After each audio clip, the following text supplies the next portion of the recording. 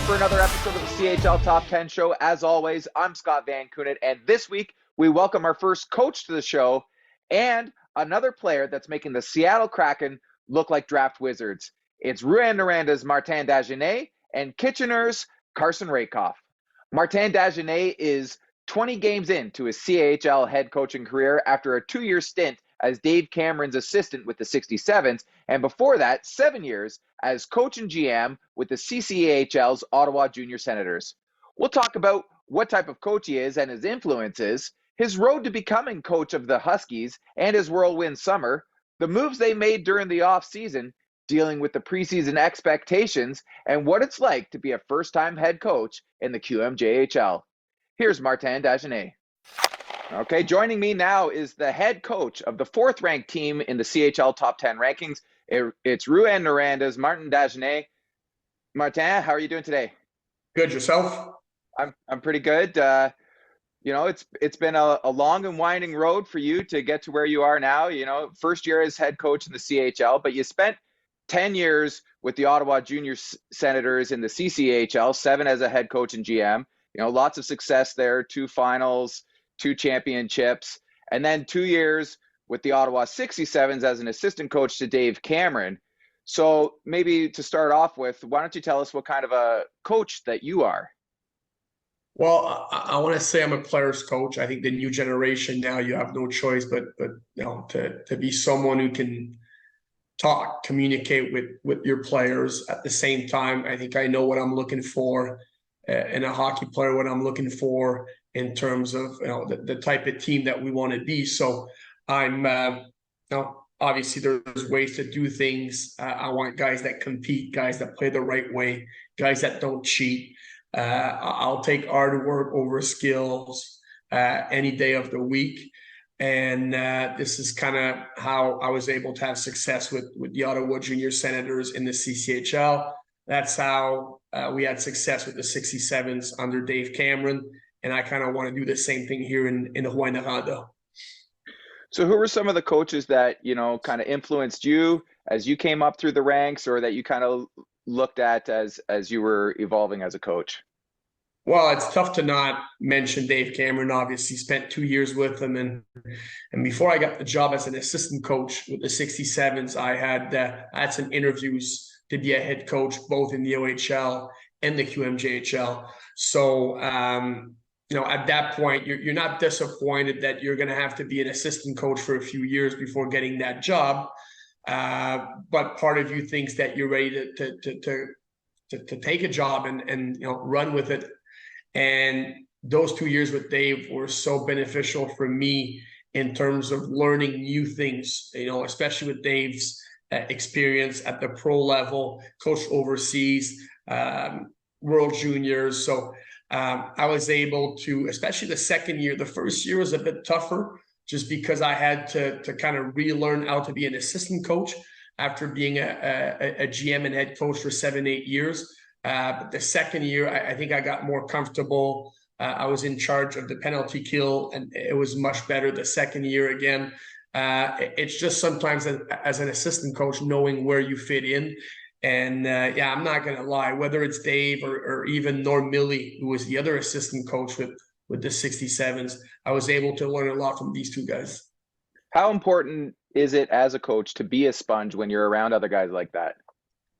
Very important, especially in today's hockey where, you might have a head coach, but even right now, I'm learning so much from my assistant coaches in the Rouyn-Noranda, and I hope they're learning from me too, and we can put that together and have success as a team. Like junior A hockey, all the guys that I worked with OJS, the Ottawa Junior Sens, my assistant coaches, my goalie coach, my video coach, we had discussions every day. So you're learning from these guys every single day, and you're making yourself a better coach because of it. If you're not open to listen to the assistant coaches, whoever works with you, you're just not going to improve. And no one, I don't think there's a coach out there who knows everything. So obviously you're always trying to pick up some new stuff. Well, like you said, that second season in Ottawa, you had a lot of success, record-breaking year for the Barber Poles with 51 wins. What was your biggest takeaway from Dave? Just the grind, like being able to push through the grind. Like it's and I see it even more in Rouyn-Noranda just because of the travel that we have to do here. But man, to get up every morning at 6 a.m. and get to the rink for 7 and then meet with the players at 7:30, on the ice at 8:30, it takes a lot. And we were lucky last year with the 67s. We had a group that was very professional, very matured, some good leaders, and the schedule was not really an issue. So I brought the same thing to Rouyn-Noranda this year, where the guys have to be up in the morning and kind of change because they used to practice in the afternoon. And it was very tough on the players in the first month. Now they're getting used to it. And I love the concept. It's 2, 3 p.m. in the afternoon, and we can focus on maybe spending more time with the family and stuff like that. It's just not everyone wants to get up at 6 a.m. every morning. Well, like I said, once you get used to it, I think it's the best thing for a hockey team. Well, you had a good thing going in Ottawa. And like you said, there's the weather's pretty good in Ottawa. It's a little bit colder in Rouyn. The travel's not bad. So why make the change now? Why the Huskies this spring, late spring when it was? Well, I think just like most players, if there's an opportunity at the next level, or you can, I guess, just not improve as a coach, but get to maybe a higher position, you're always going to look at it. You're going to listen to what people have to say. And I was kind of surprised to learn from outside sources that my name was being mentioned in Rouyn-Noranda, because I knew absolutely no one here. Did not know the GM, did not know the owner. I did not play professional hockey. So right away, that's a strike against you because you don't have the contact that other guys might have. So the only way you can move up is to have success. And I was fortunate, like I said, with OJS, and then 2 years under Dave. I think that's how I got the interview. And I think the GM in Rouyn-Noranda knew a few people that kind of knew about me. And after we met, it took a few days to kind of decide on both sides that we wanted to make this work. And a week or two after that, I signed the contract and we made it official. So once you made it official, or probably even before that, you've been looking at the roster and you're starting to make plans for yourself. What was it that you liked about the roster? And we'll go into some of the additions that you made later on in the summer in a bit. But what was it about the roster that you liked? Just the way they play. They call it here the Husky way, or the Husky game. And OJS in Junior A, we were never able to finish first overall in the standings, but we've always built our team with guys that we felt could kind of bring it up a notch come playoff time. So very similar in terms of the way they play. Rouyn-Noranda is not a big city like Quebec or Moncton or Halifax or whatever. Smaller budget. So again, very similar to what I have in Ottawa in Junior A. And I heard from a lot of people that the owner was a great guy. They did not have 10 or 12 or 15 owners at a table trying to make decisions for you. They let you do the hockey stuff. So, I was talking to other teams at the same time, teams closer to home. But the more I talked with the Husky, the more I felt that, all right, this is it was a spot for me. Yeah, it's far from home. It's a bit colder here than it is in Ottawa. But at the end, it's, I didn't, to be honest, the roster for me, even though I knew they had some good heart and soul players, it wasn't really a decision that didn't really affect my decision. It was more the fit of the franchise. Well, once it was official, you didn't have a lot of time to get things prepared. It would have been I'm assuming, a pretty hectic summer for you. Think like hockey aside, you've got to find a house, school for the kids, prepare everything.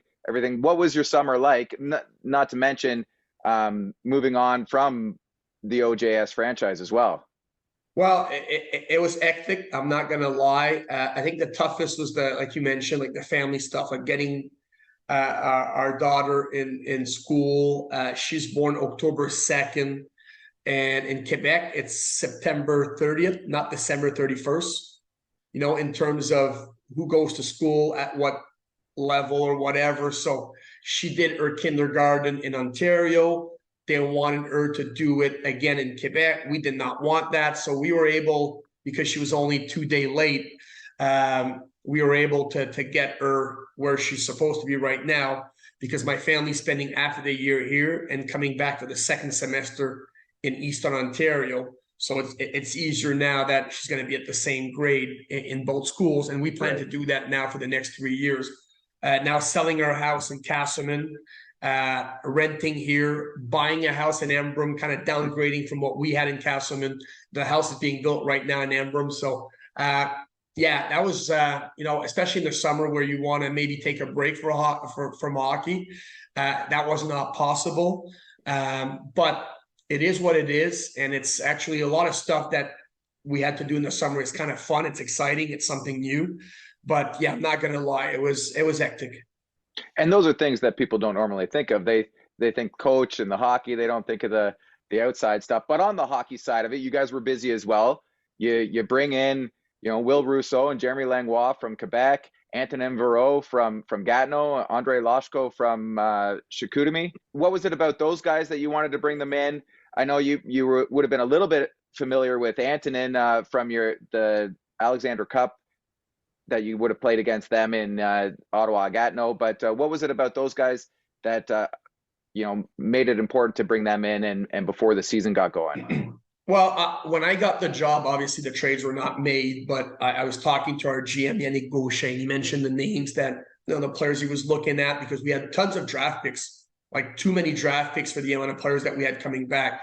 So in terms of managing assets, the organization did a heck of a job in the last 4 or 5 years. They draft really well also here in Rouyn-Noranda. So we were able to take these picks and move them for players that could help us now.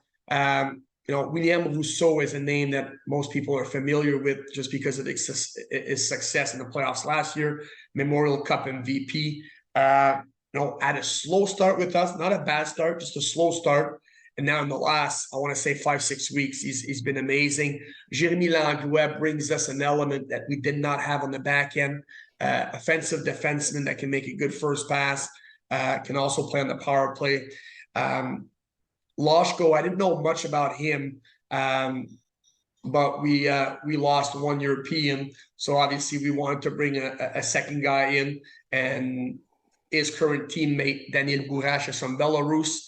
He's from Belarus too. So right away, there was a connection there. So it made sense for us to go get Lashi. He's had an okay start. I think his expectations of himself, like he wants to do better. We want him to do better. We're still working with him. He's got to change a few things in his game. The only one, like you mentioned, that I kind of knew about was Antonin Verreau.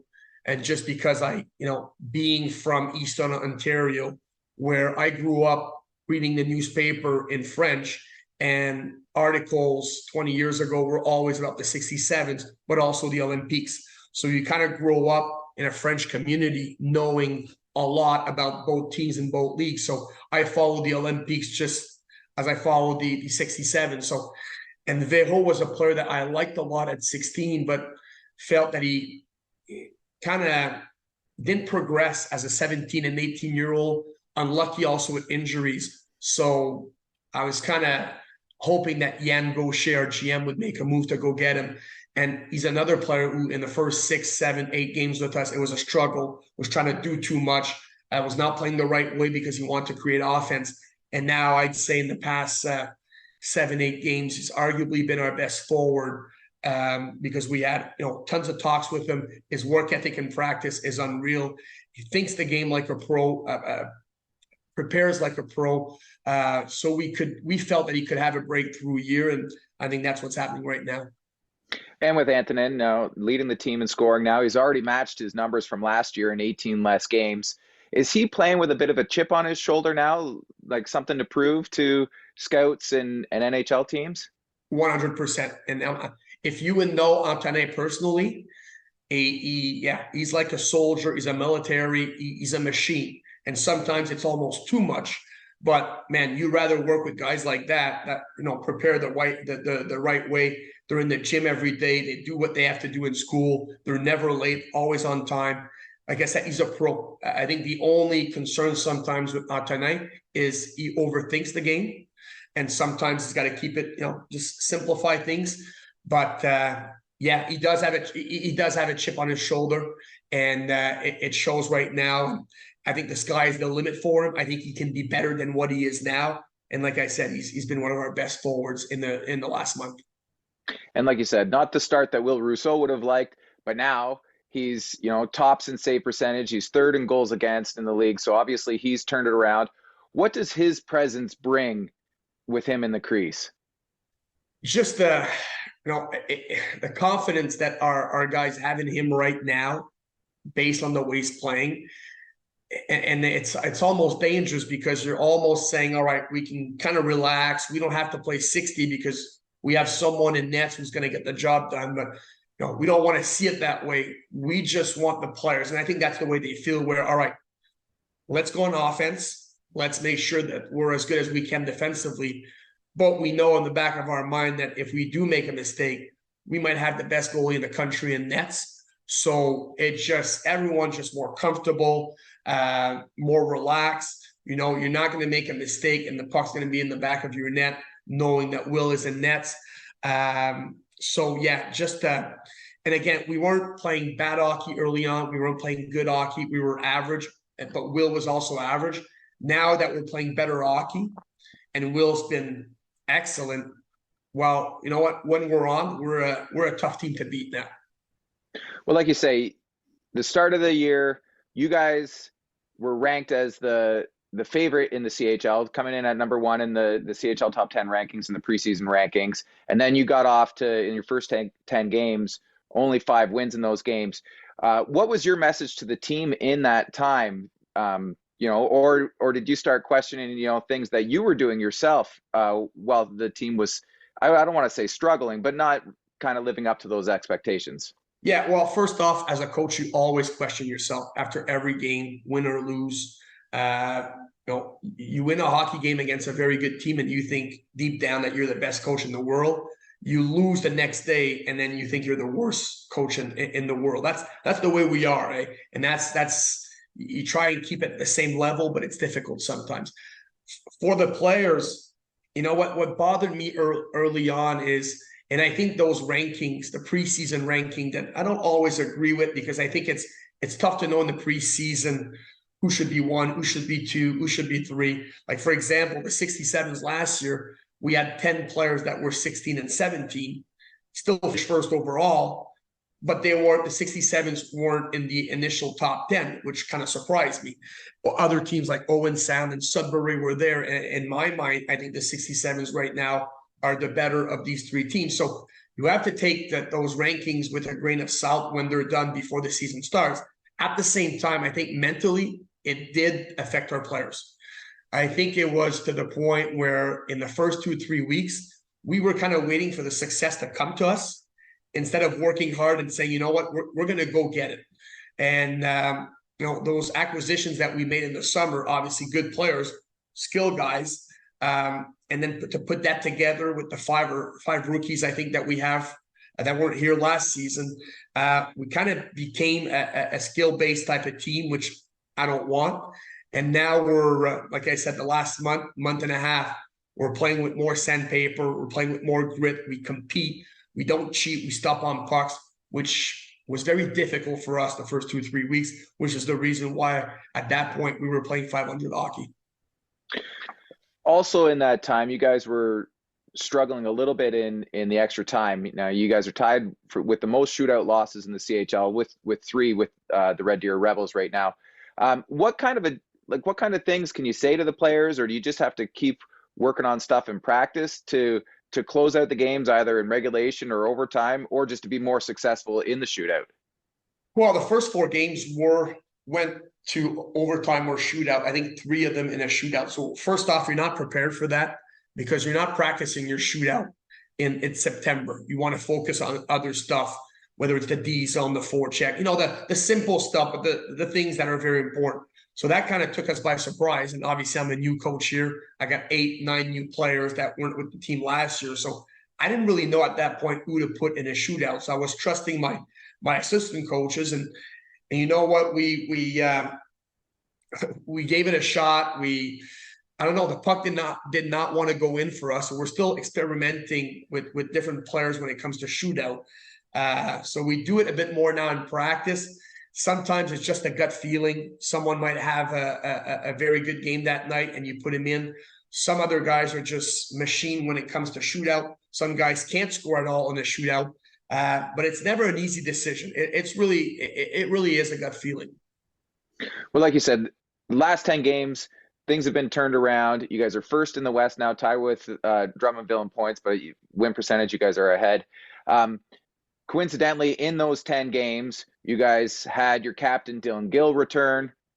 What has been his impact, and how much did you guys miss him in those first 10 games? Well, I did not know. I didn't know much about Gilly until I saw him on the ice play an actual game. Obviously, we talked in the summer, and right away we connected just based on the talks that we had. So even though he hadn't played a game, I had a good relationship with him. But what he brought is really stability. And you have to remember that we were missing Dylan Gill early on, but Jérémy Langlois wasn't there. Francois James Buteau missed some time. So at one point, we were missing, 3 of our top 4 D-men. So, we had to play our young guys, and they actually did well, but there were some ups and downs because of the lack of experience. But Dylan Gill just brings, again, I talked about Antonin Véro, but they're very similar in terms of the professional approach. And Dave Cameron talks about this all the time. When I was with him for the 2 years, and one of our defensemen with the 67s, Jack Natier, very similar to that and I told that to my players early on, he's at the rink at 6:30. He's one of the last guys to leave, just wants to be there, wants to be a pro.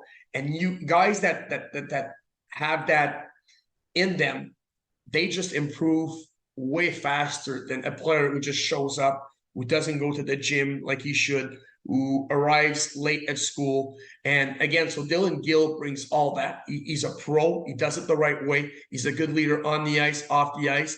And like you said, the last 10 games he's been with us. I think we've lost 2. It's no coincidence. How much does that rub off on the younger players, and how nice is it that it's your older players that are like that, so that, the younger guys are looking up and they're like, geez, if they're doing this, we better do this too? Well, I think it makes a huge difference. And I think the biggest difference is probably in practice. The first month with the team, I was so discouraged in terms of the way they practice. It was the softest practice I had seen in 10 years of junior hockey. And we knew that we had to change something. Guys were kind of practicing to not hurt each other. They weren't going at each other. And it's still not perfect right now, but it's night and day compared to what we saw in September. We still want them to go hard every day. We understand it's difficult. We did talk about the grind, the travel, but at the same time, I just feel that you play the way you practice. So if you're going to be soft at practice, well, you're going to be soft in games. And we did not want that. And we felt that that's kind of the way we were playing early on. So by adding Dylan Gill to the lineup, which means he would practice with us every day, it just brought everyone kind of up a notch in terms of practice habits, but also, in games, just a preparation. Guys just looked more focused because they knew the captain was in the room. And how much better do you think Dylan will be this year now that he's healthy? He had that surgery in the offseason to repair his shoulder, which he struggled with all last year, but still put up good numbers last year. How much better do you think he can be for you guys this year? He's never going to be a flashy player because he's good offensively, but he's not great. He's good defensively. I'm not saying he's not great, but he's not one-dimensional. Everything he does well, and he does real well. So to have a guy like that you can put in any situation, whether you're up 1, you're down 1 with a minute left, for a coach, it's nice to have. So and then obviously you add all the leadership part. I think if he can stay healthy, obviously he's going to have a heck of a season. I think he's one of the league's top defensemen. He's going to play pro hockey next year, and our goal is to make sure he can play at least in the AHL next year. And I think he's well on his way just because of the way he approaches the game. I'm convinced that he can play at that level next year. But he's really right now focused on the task that we have here as a team, and I like that. He's I think he wants us to do well. He's been here since he's been 16. This is the shot. This is his shot to maybe have a chance to win a championship. And I know his entire focus right now is on the Huskies. Well, the Huskies have shown in the past that in a cup contending year, they're willing to go out and acquire big pieces. Timo Meier 2016, Noah Dobson when they won in 2019. What's the buzz like for you around Rouyn-Noranda right now? Well, the buzz wasn't great in the first 2-3 weeks. I kind of stayed home and went to practice and work at the rink and then come back home. And then you can see the last month and a half, people are getting excited. I think most fans were kind of disappointed by our start in the first 2-3 weeks. But now there's obviously a buzz. The attendance numbers are up. People in the city do talk about the Huskies. And like I said, it's a small market franchise, but we've been able to have, the organization has been able to have a lot of success in the past 20 years. So that's obviously nice to see. And for me, you know what, we made some moves in the summer. I don't think our GM is going to be overly busy during the trade period. I think we want to add, like most teams, but at the same time, I think we all agree that we don't want to add 4 or 5 new players at Christmas and kind of mess with team chemistry, because I also think that's really important. And our team chemistry right now is incredible. So you got to be careful. You want to add maybe a piece or two, but not try and do too much, because that's when mistakes are done. Right. Well, like you said, it's a passionate fan base there. When you're out and around in the town, are they the fans? Are they coming up to you and giving you their coaching changes that they'd make? 100%. Very, very different from Ottawa, where the population in Ottawa is 1 million something. Here it's 42,000. So every time you go out, you almost have to be careful. I'm not someone who goes out a lot, but at the same time, after a game, if you want to go for wings or nachos with the staff, you have to be careful, because everywhere you show up, people are going to come up and talk to you. So we're trying to be careful, but at the same time, they're passionate people. But I feel the people in Rouyn-Noranda are very similar to what I see in Eastern Ontario. Very nice people that just want to chat and very respectful. So I've been loving my time here. Like I said, it's a bit cold. The snow did arrive in October, but other than that, it's a great town. It's a great hockey town, but good people too. I know it's still early in your head coaching career in the CHL anyway, the QMJHL, but have you had a chance to kind of sit back and look at how far you've come so far? Not really, to be honest. At the same time, I know that I had to work hard, but to get here, I had to, like I said, when you don't play pro hockey, you don't get the opportunities that other guys are going to have, because like any job, it's a world of who you know. So, I think when I look at my time in the CCHL, when I started, Sheldon Keefe was the big deal with the Pembroke Lumber Kings. Jason Clark with the Carleton Place Canadians kind of took over. So we were trying to copy what these two guys did. And I think that's how we were able to take over from Carleton Place and become the flagship franchise of the CCHL. So it was a lot of hard work, especially working, like I said, with a low budget team. But I was very fortunate to surround myself with great people, whether it's my assistant coaches, the players, even the volunteers that we had in Ottawa. And everyone kind of did that for the right reasons. We were all passionate about it. We weren't really looking to move up. We just wanted to do well at that level. And like I said, the opportunities came afterwards. And I'm super happy now that I went with the 67s for 2 years. I'm with the Huskies now. So maybe one day I'll reflect on that. But man, it was a long time when you think about it, almost 10 years in the same league. 20 games in, biggest challenge for you so far? To be able to know, to balance when to skate the players, for example, when to give it to them, when to go hard and compete at practice, and when to say, you know what, they've had enough. They need a rest, because we just came back from a 24-hour bus trip from Cape Breton, for example. And I think I'm still learning to make the right decisions. I talk with the leadership group a lot about that. I don't want them to have excuses, but I want them to be able to tell me, hey, you know what? we need a break here, because the amount of day off that we have, like it's 2, 3, 4 times a month max. And even on days off, they have to go to school sometimes. Where in Ottawa, the travel was not even close to what it is here. So, it was just easier. It was still a grind in Ottawa. But now I compare that to here in Rouyn-Noranda, there's a big difference. And it's really just about the travel. Well, on the other side of it, what's been your favorite thing being a head coach so far in the QMJHL? I think just have that control again, to be able to make the hockey decisions, to meet new people. When you're a head coach for 7, 8 years, and you go and you understand that you need to be an assistant coach to improve, to become a better head coach, it's still not easy, to be able to run your own practice, decide what you're going to do. And I'm someone who likes that. I got to be moving all the time. I'm a lot of energy. I need to be doing stuff. So sometimes it wasn't easy to be an assistant coach, but you know what? I would take a lot of pride in the penalty kill, especially the second year, and kind of focus on that. I would take pride in the way my defensemen would play. Again, not saying I didn't do it in the first year, but I was much better in the second year. But now to come back and be a head coach, things are a bit different, where, all right, now you got to delegate. And I love to delegate, because I don't think you can do all this by yourself, especially in today's hockey. But yeah, just to have your own team and kind of run with it. It's just exciting. Do you find yourself checking in on your old clubs at all? I'd say pretty much every day. Yeah, I'm going to check what OJS does.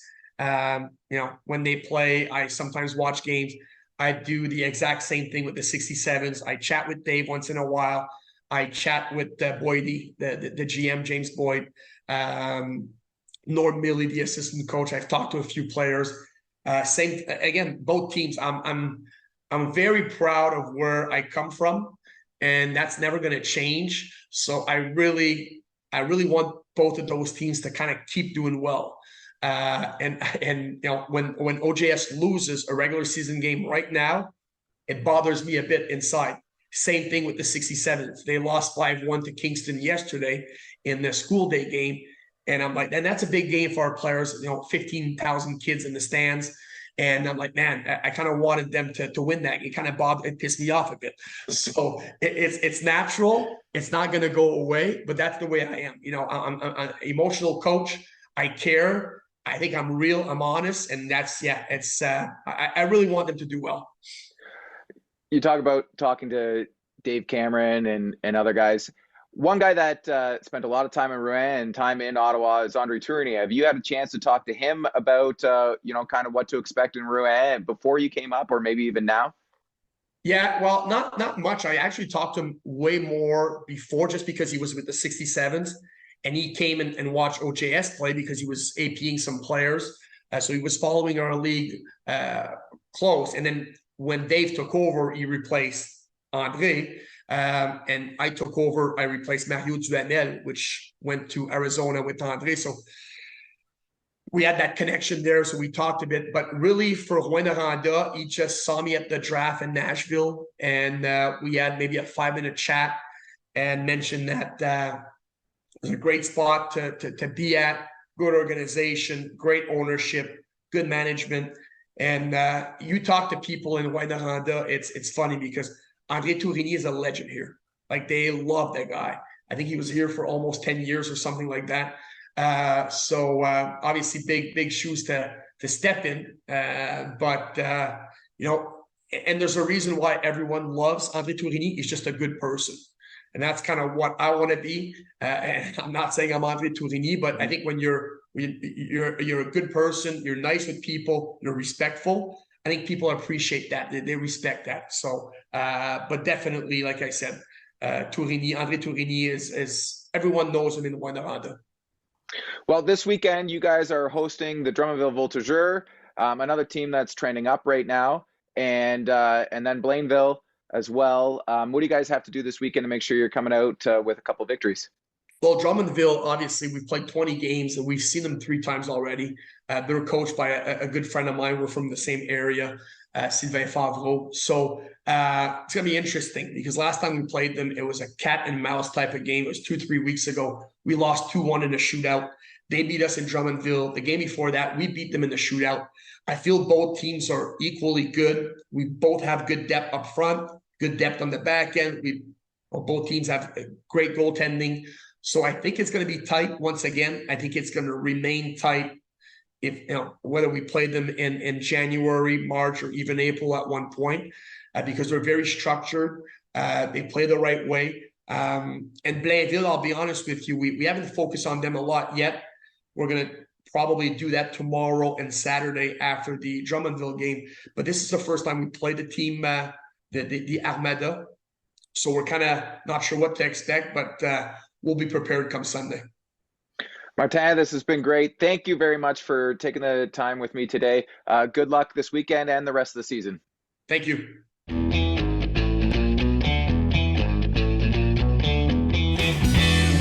Talk around the hockey world last season surrounding Carson Rehkopf was a lack of consistency. While no one is talking about that this season, the Rangers forward leads the OHL in goals and points after just 19 games.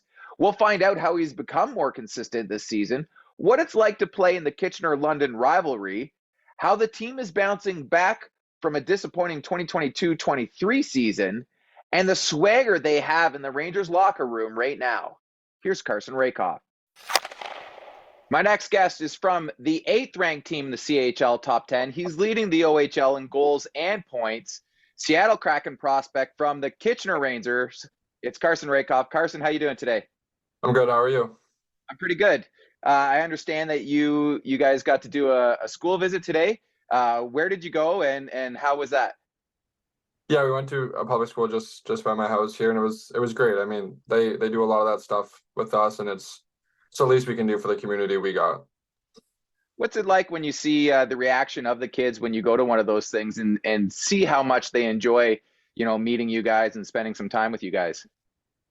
Yeah, it's awesome. I mean, I was in those shoes one day in Barrie when the Colts would come into my school. It was the biggest deal ever. So just being able to kind of do that, it's kind of pretty cool how it came in a full circle, and it's definitely a privilege for sure.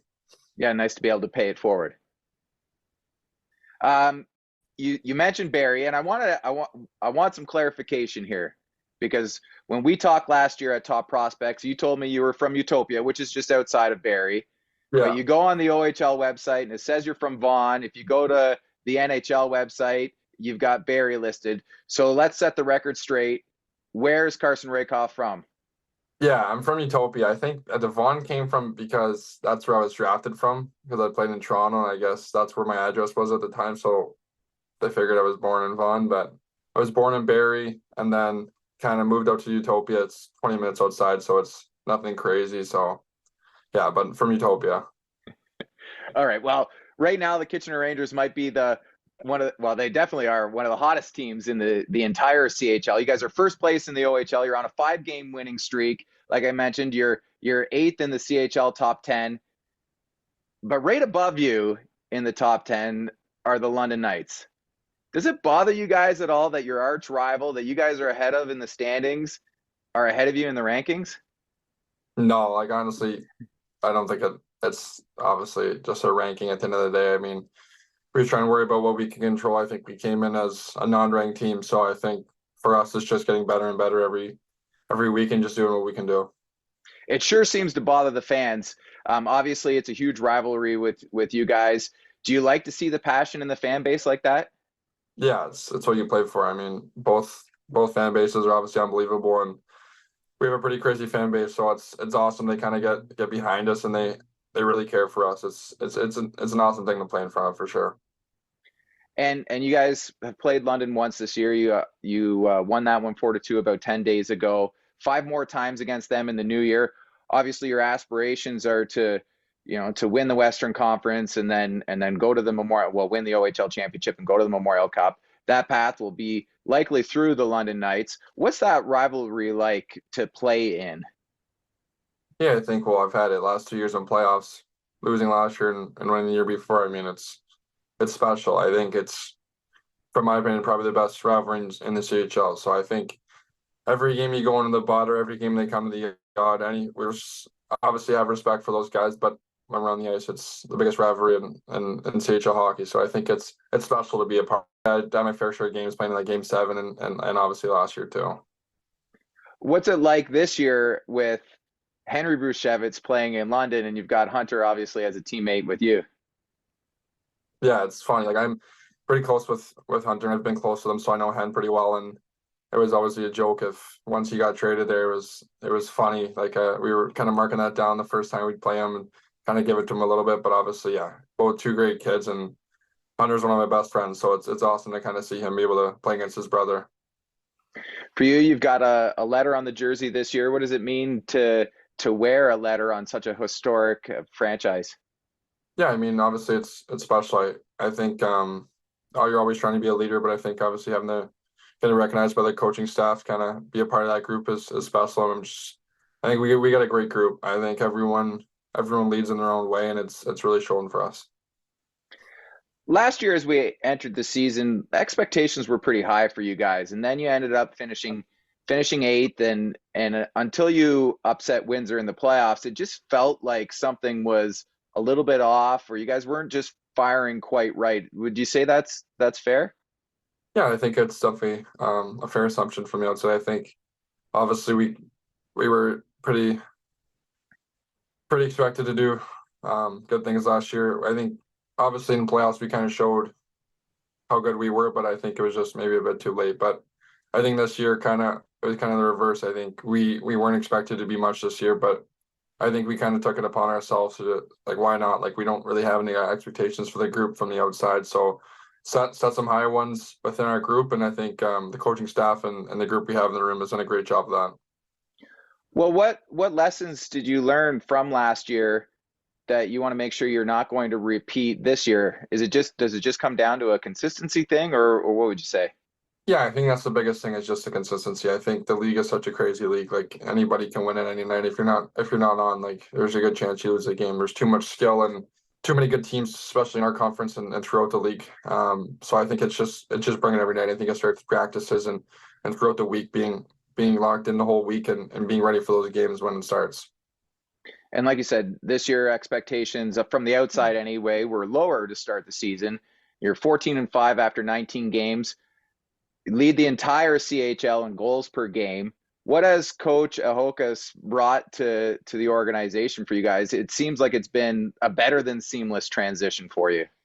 Yeah, I mean he's been unbelievable. I think just him and the whole rest of the staff, Jeff and Brad, I think have done an unbelievable job with our group. I think our group is so close, like I said, and our coaching staff, it's a perfect kind of hybrid mix. He's unbelievable coach, and he knows what he wants, and he expects a lot from us players, but it's what we need. It's because if you want to play the next level, you got to be able to kind of push yourself, and he's been unbelievable, especially for a guy like me. He's treated me like a pro, and he's really been helping me trying to get to the next level. And I think just kind of that bond we have with the coaching staff as a player group has been really easy to play for them. And then, recently you guys get Mashar and Roman Schmidt back. What does that do to the locker room? What kind of belief does that give to the room when you get those guys back? Yeah, it's huge. I mean, Schmitty's been here for 2 years, obviously prior to this year, and Mez coming last year, and I was super close to them guy. I played a good amount of games with, so obviously getting him back and playing with him has been awesome, and obviously he's a special player, so it's huge for our group. Does it give you guys a little added swagger now? Yeah, I think for sure. I think we're starting to realize kind of how much damage we can do. Like I think we had a good stint of some pretty good games against some good teams, and we showed really well. So I think we still know we can get to another level, but we're working game by game and just worrying about what we can control.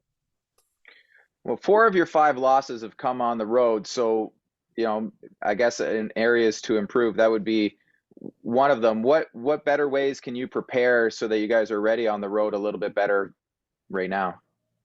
Yeah, I don't really think it's a problem. Like I think we've been playing well. We won at the Bud, which was not an easy place to win. So I think we've been winning some pretty big games. We won an Owens Town the other weekend. So I think we're getting better with it. But obviously sometimes you kind of get caught at the end of a road trip or something, and it's a tough night. But I think yeah, just treating every game the same and just being ready for every game is a big thing for us. And for you personally, like I mentioned, you're leading the OHL with goals with 19 and points with 33 in just 19 games. What has changed in your game this season? Because I've talked to a couple guys this year, and they said that from the outside anyway, it looks like you're just a more consistent player this year.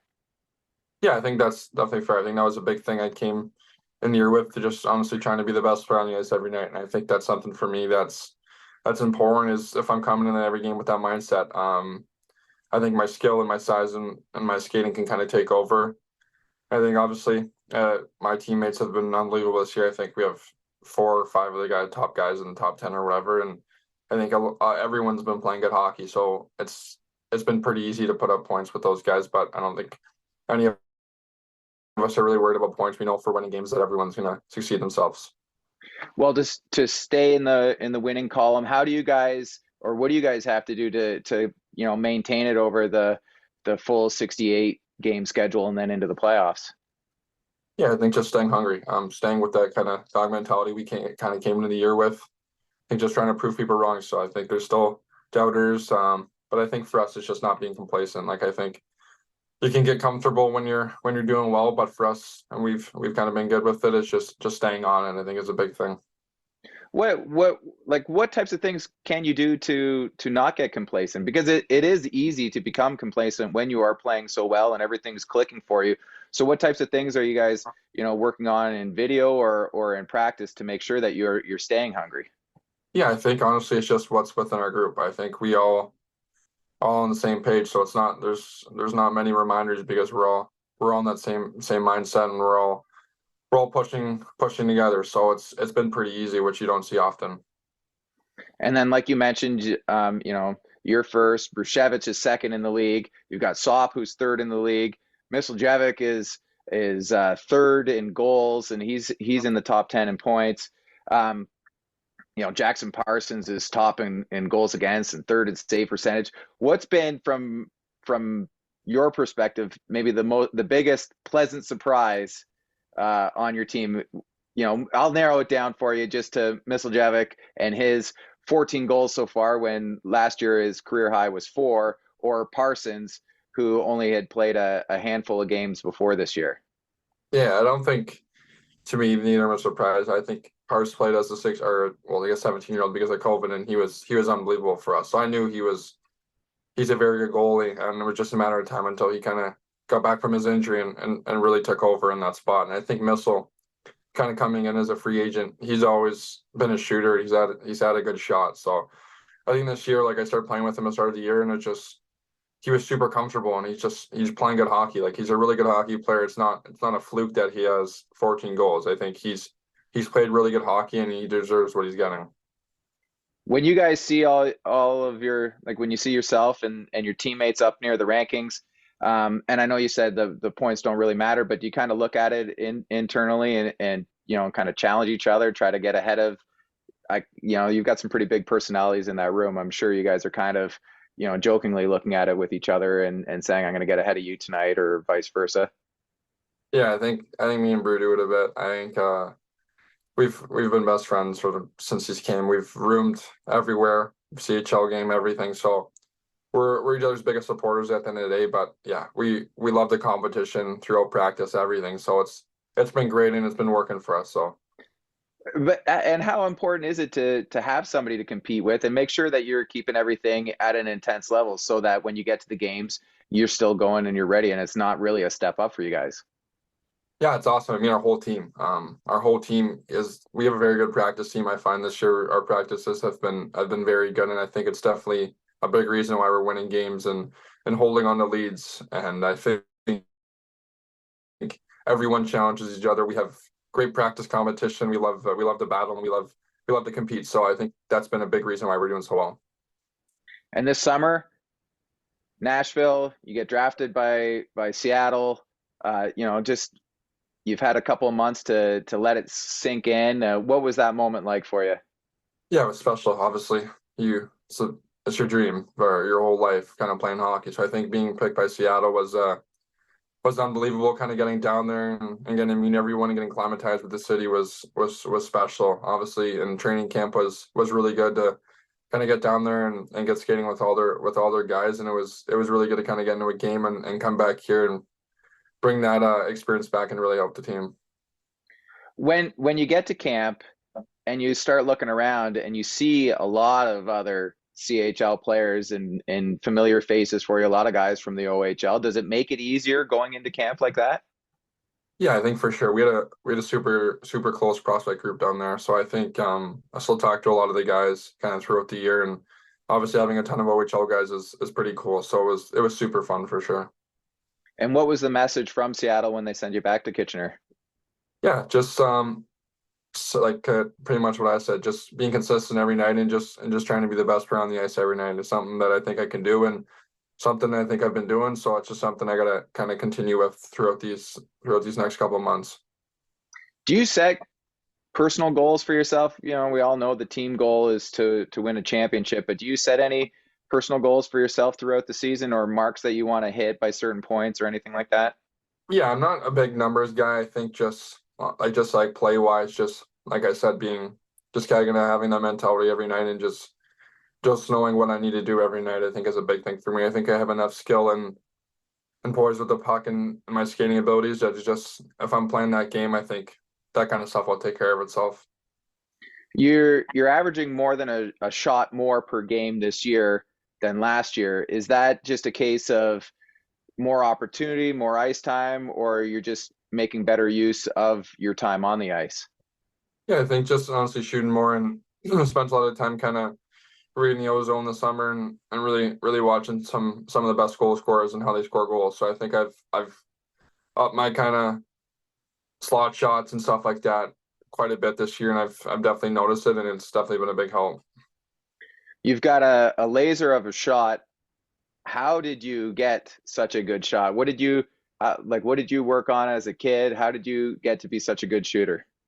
Yeah, I think your typical I just shot pucks my whole life. I think since I started is my favorite thing to do, and then kind of these last couple of years I just like typical like shooting after practice for an hour and goalie shooting all summer. It adds up. Obviously, it's not some people don't find it the most fun thing in the world, but I think I could shoot pucks all day. So I think anytime I can shoot and spend some time working on my shot and different ways to shoot the puck out, I'd love to do it. So it's a hobby for me and it's definitely paid off. As a goal scorer, how particular are you with with the stick that you use, the curve, the flex, and the way you tape it? Yeah, I go through a lot of sticks. My trainer would tell you that, but I think yeah, I'm pretty good with that stuff. I'm not too bad, but I mean I do like certain things, but nothing too crazy. You're not one of those guys that once you tape the stick, like it can't hit the ground or anything like that? No, I don't do that. No. And back to Seattle quickly, like I said, like obviously you got Nelson and Goyette, OHL guys, are a number of other ones, but out west you've got Jagger Furcus, who's absolutely ripping up the WHL right now. Lucas Dragosivic as well out there in Tri-City. Do you guys have like a little group chat where you check in with each other or have any friendly challenges there as well? Yeah, I talked to those guys. I mean, I talked to Goyette a lot. I got super close with them down there, and then some of the guys are in Coachella now. But yeah, I talked to Goyette a lot. Obviously play against Nelson and those guys and Furcus and all those guys. So we, like I said, we have a super close kind of prospect group, which is super cool to kind of have that kind of coming up, and kind of our next couple of years will be really fun for sure. How closely do you follow Seattle now that you're a prospect of the team or even Coachella Valley? Yeah, I think obviously you keep your tabs on them. I think I watch as many kind of Seattle games as I can. Obviously, the time changes can be pretty tough, but just watch as many games as you can and just kind of keep an eye on those guys that are in Coachella this year. Obviously, they're doing really well, so it's pretty cool to see. And then with the team, how often are you in contact with them? Obviously, the player development guys, I'm assuming more often, but how often is that, and what kind of things do you guys talk about? Yeah, no, they reach out. I think they've been to a couple games this year, and I've chatted with them. So yeah, they've been great, kind of giving feedback and whatnot. But yeah, they're a super good group of player dev guys there. So I'm definitely super lucky with them. And this weekend, you guys have a home and home against the Windsor Spitfires. What do you guys have to do against the Spits to keep this 5-game winning streak going? Yeah, I think they have a great team. I think they beat us in Windsor not too long ago. So I think just And obviously we're still a bit sour about that. So coming in the odd Friday, I think is a special place to play. So I think we're really excited for that, and obviously going there Saturday, but we're in about Friday first for sure. What is the odd like on a Friday night as a player when you step out on the ice and you got the stands just pumping? Yeah, you can't really explain it. Like you kind of have to be there to understand, but it's the best. It's the best place I've ever played. I think I think it's so special. Just everyone in the city is so passionate about the team. It's so easy to get up to a game and play. Like it's honestly the best thing. I think we've shown it. Like it'll be Sunday, 2 o'clock, and we'll be sold out, which is pretty special. And it's definitely an easy place to play, and it's unbelievable for sure. What does it do for you guys as a team when you've got like the full crowd like that every game? It makes us so confident as a group. I think just knowing that they care so much about us and they have so much belief and support in us, it makes it so easy for our group to kind of bond and want to give them a show every time we go on the ice. Awesome. Carson, thank you very much for this. Good luck this weekend and the rest of the season. Thank you. I appreciate it. Once again, if you've made it this far, thanks for watching and listening. We'll see you again next week where once again I'll check in with two of the teams in the CHL Top 10 rankings. Cheers.